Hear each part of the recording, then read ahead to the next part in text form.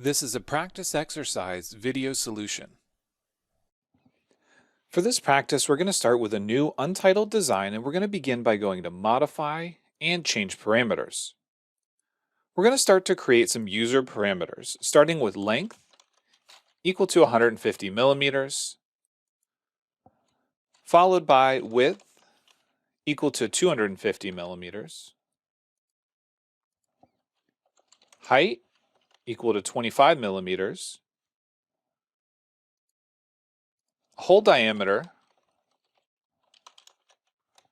equal to 25 millimeters, and finally, last we'll create an edge offset, and this one will be equal to 35 millimeters.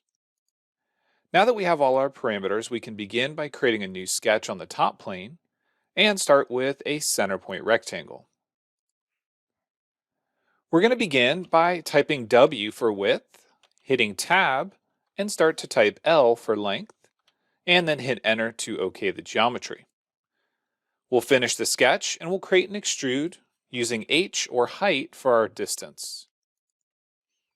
Now that we have our extrude, we need to place a few holes. We'll do this by starting a new sketch, and we're going to use Create and Sketch Point. We're going to place a few sketch points on the design, but note that we could also do this with mirrors or patterns. Using dimensions, we're going to begin by selecting an edge and one of our points, and we're going to use edge offset. From here, we're going to repeat the process, but note that we can start to type an edge offset, or we can simply link it to the original. We're going to link this one only to the right. This one here will be linked to the bottom. And then we can use horizontal vertical to finish defining all the locations.